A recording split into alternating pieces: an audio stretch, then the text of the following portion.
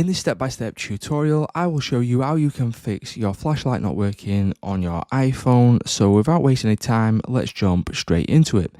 Now there's a couple of settings that we can change and a couple of things that we can do in order to get the flashlight to work. So the first thing we can do is head over to our settings.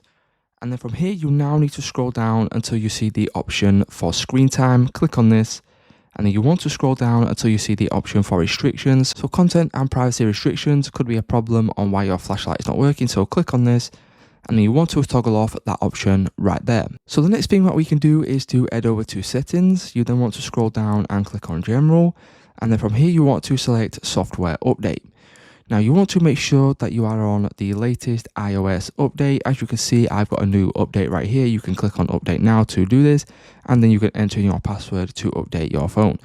Now, the third thing that we can do is we can go over to settings, and then if we go to general and scroll towards the bottom, you can then click on transfer or reset iPhone, and then you'll then be able to click on the reset button to reset your mobile phone, which should help out the problem that you are having.